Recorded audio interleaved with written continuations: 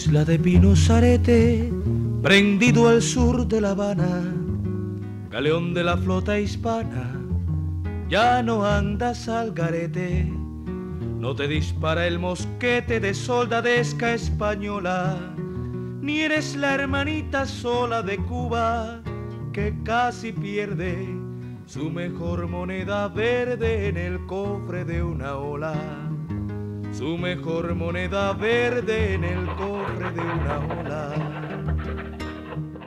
El 27 de enero de 1955 se le otorga a la entonces Isla de Pinos el estatus de zona franca y turística especial mediante el decreto 2071.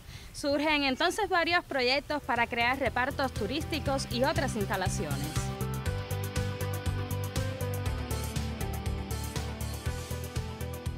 El establecimiento de la zona franca y turística especial en la isla, cuando ya existía en los puertos de Matanzas y Cienfuegos, creaba las condiciones para la entrada de mercancías libre de impuestos, donde se privilegiaba el capital norteamericano principalmente.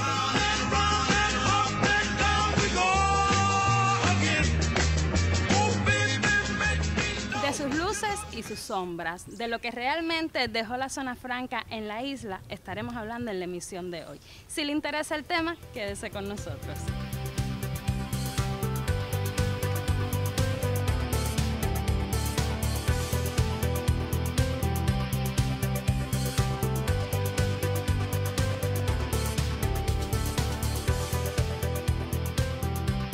Y a mi lado el profesor universitario e historiador Roberto Unger Pérez. Buenas tardes, profesor. Buenas tardes. Profesor, hablamos hoy de la zona franca, un tema que sé que a usted le apasiona y también a muchos pineros.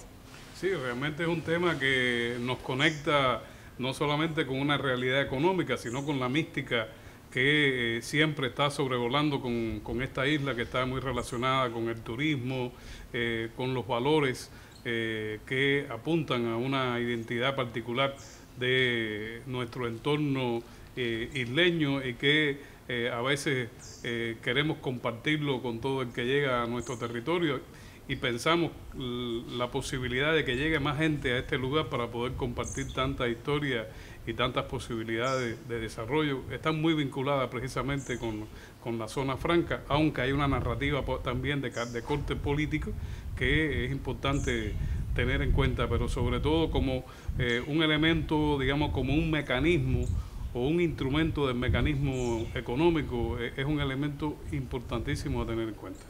Profesor, para ir un poco como que conociendo las bases de todo este proceso, se decreta en 1955, pero ¿en qué situación existió? ¿Cuáles eran los propósitos de este proceso? Lo primero que fue un decreto presidencial, porque con el golpe de Estado la Constitución del 40 quedó engavetada y por lo tanto fue una decisión del presidente de la República de aquel entonces, que era un presidente de facto, Fulgencio Batista, una ley decreto, la ley decreto 2071, que declaraba a Isla de Pinos todo su territorio insular como zona franca y como zona turística especial hasta 15 millas náuticas de sus costas. Eso era algo inédito, porque por lo general las zonas francas son territorios delimitados a partir de determinada porción de un país que puede ser continental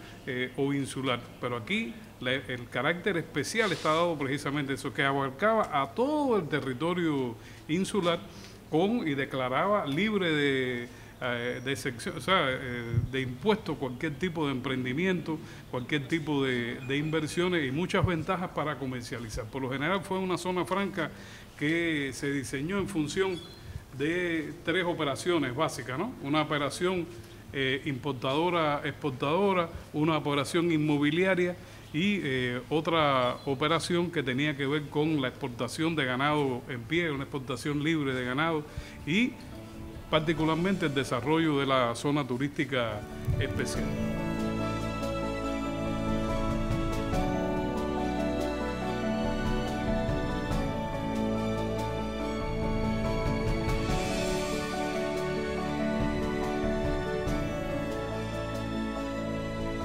Profe, le invito a sentarnos en este espacio tan acogedor, ¿no? Sí, aquí, inicialmente en este espacio estaba el bar de este lugar, en la primera versión que tuvo el hotel. Esta era la zona del bar, y era uno de los más famosos que había, junto con el club de pesca, que es actualmente hoy Gaviota. Es interesante, un lugar muy agradable.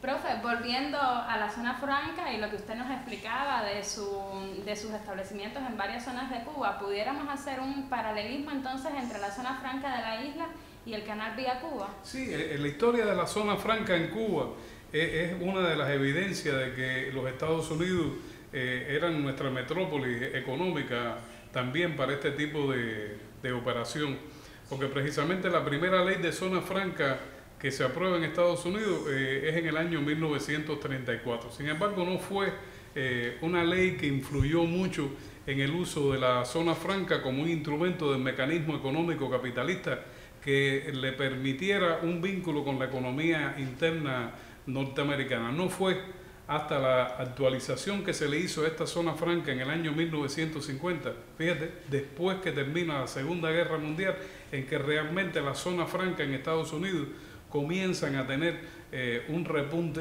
que influye mucho incluso en la zona franca de Colón en Panamá, y por lo tanto también influye en Cuba.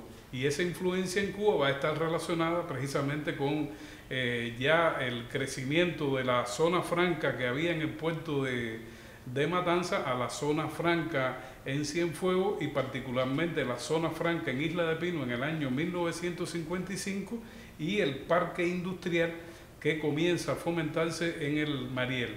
Aunque la ley que sustenta el desarrollo del proyecto de parque industrial en Mariel contemplaba también el parque industrial en Matanza y en Isla de Pino.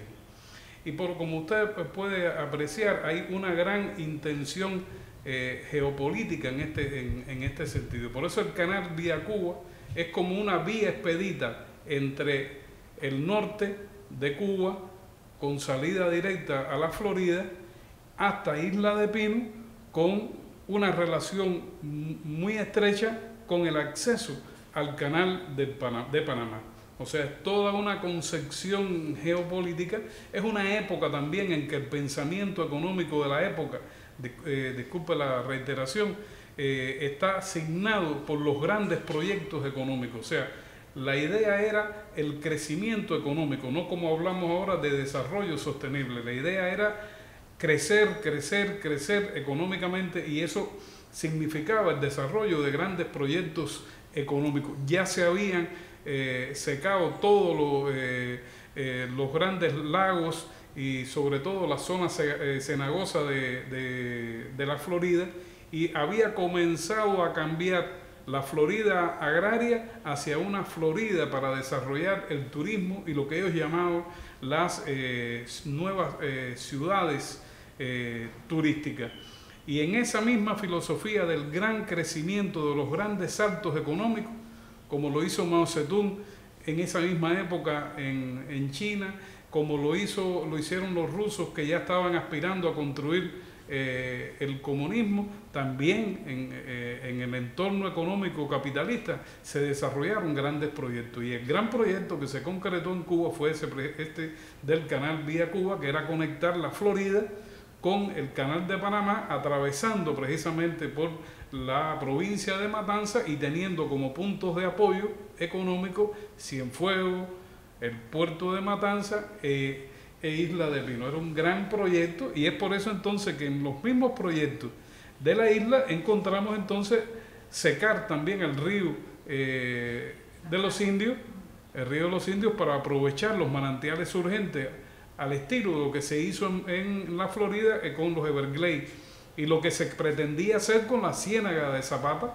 que era también utilizar la ciénaga en función de ese canal Vía Cuba. O sea que estamos hablando de grandes proyectos que cubrían las expectativas de una época donde el dinero que ya no se podía invertir en la guerra porque ya la guerra había terminado, había que invertirlo en otro tipo de actividad. Y la actividad escogida fue precisamente el turismo.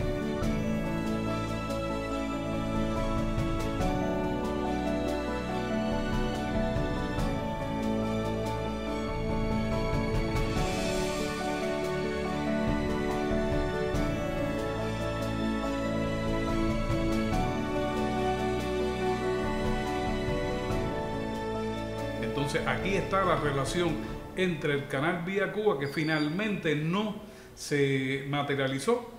Y eso es muy importante, porque si no, no sé qué hubiese pasado con todo ese entorno, con toda esa geografía, con uno de los valles más importantes para el desarrollo de la agricultura en Cuba, y particularmente la zona de la ciénaga de Zapata.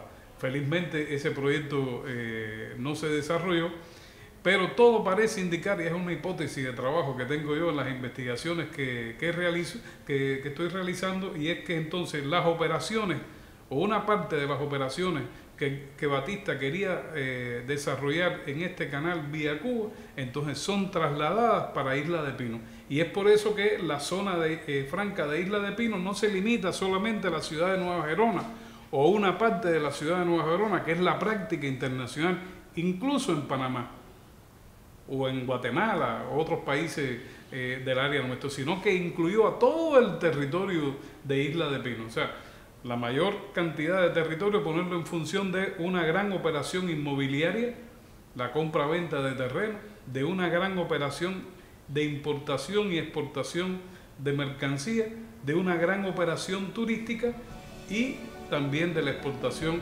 de ganado en pie hacia el exterior.